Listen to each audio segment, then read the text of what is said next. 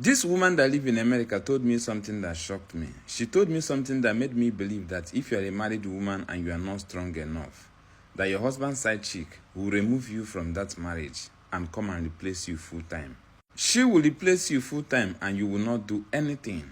The woman said, after my husband traveled to Nigeria for his father's burial and returned to America, my husband that used to keep his phone anyhow, sometime I will be the one that pick his phone and say, one day this phone will lose and I will give it to him. My husband that no matter who call him, he must answer the call in my presence.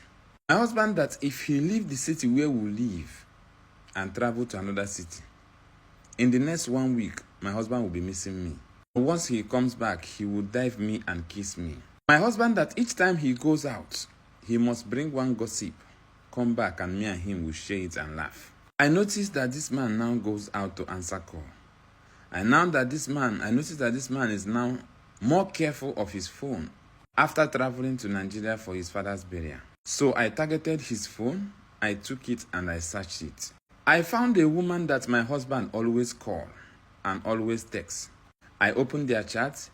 I found out that since my husband went to that burial and came back to America, that my husband already sent more than 4 million naira to this woman. Because at the time I noticed that my husband no longer puts money in our family savings account, where we discussed that we will save more money and use it to build hotel when we retire from America. For like 6 months, my husband have not put one dime into that account.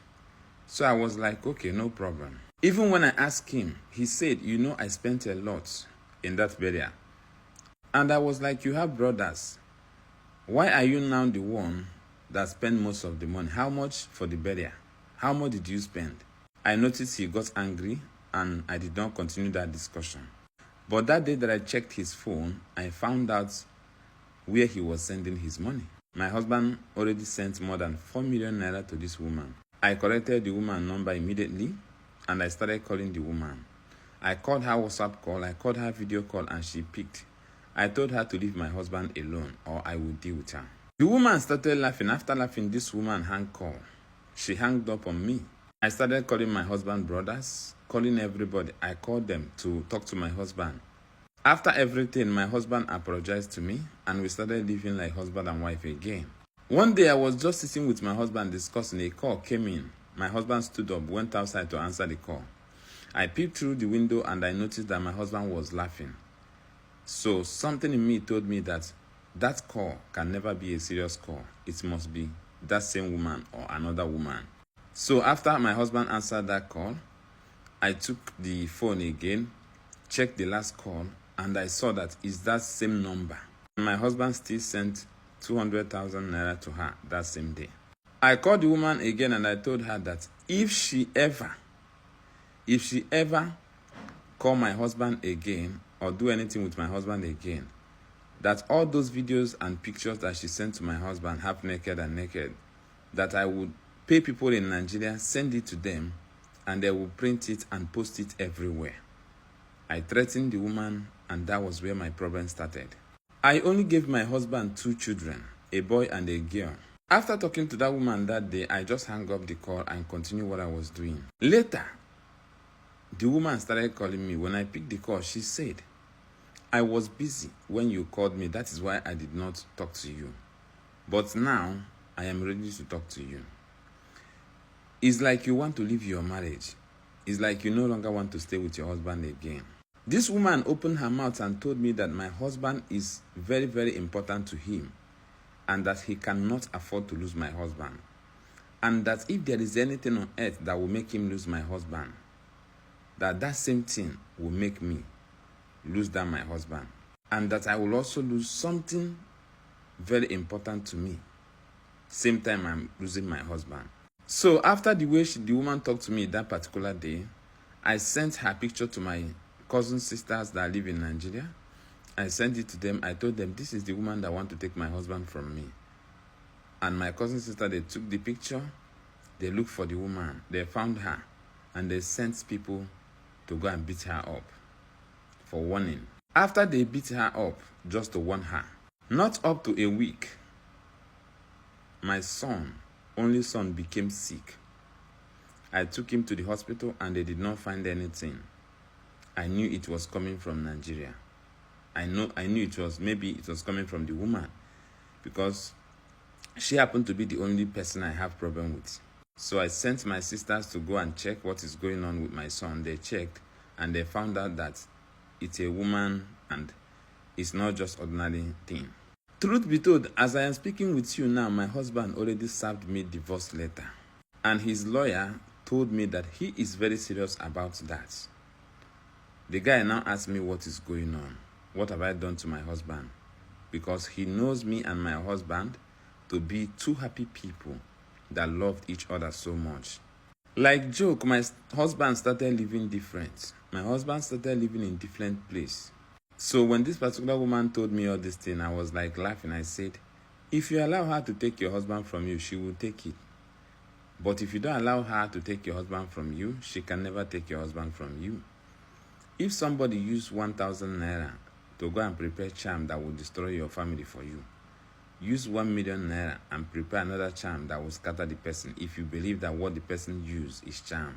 If somebody went and do charm of 50,000 naira to scatter you, your home, go and do a charm of 50 million naira to destroy the person and end the person's life immediately.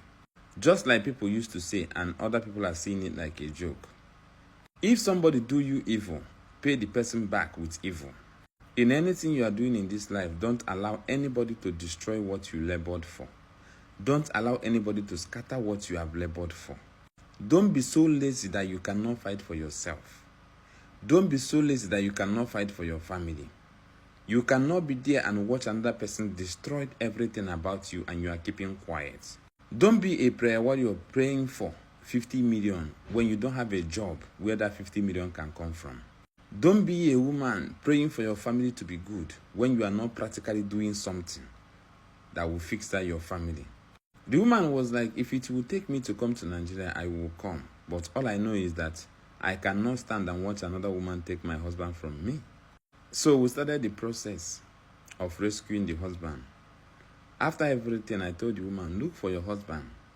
Go and speak to him. Look for him anywhere he is. Speak to him. Talk to him. He will listen to you. The woman, after everything, the woman went to the husband the first time. The husband was still talking about the divorce. She called me and she was like, this one is too much for me. I said, no, it can't be too much. That is not how to fight. If you try to solve your problem once and that your problem just solve immediately, life is not magic. That means it was never a problem. If you try to solve your problem and it doesn't solve, stand on it. Do it more and more and more. Stand on it till it is solved. Somebody that doesn't have money don't need to start fighting family cause, a problem spiritually, because you will spend a lot. Because when you start fighting, if you don't fight till the end, the money you already spent is gone. That is why so many people say they know they use empty hand. They pursue something where they bite. So as I am speaking with you now, the woman's son is okay. The woman's husband is back to our family and he's now doing the same thing. They are now acting the same way they used to act before together. It is not magic. It's all about telling yourself what you want and standing on it. So many people, when they try to solve their problem and they find it difficult to solve and they know they don't have money to continue, they will now start looking for who to blame. It's either they start blaming the native doctor that is doing it, that he's not doing it well, or they start blaming the pastor that is praying for the family to be okay, that the pastor is fake, or the native doctor is fake, because they don't have what it takes to continue. Let me tell you, anytime you are doing something, don't ever look for who you will blame. If you want to fight, fight till you win. That is the process. So many women, side chick will still take them away from their husband's house if they are not careful. Fight what is fighting you. Don't give up. No fear. It can only take either you win or you lose.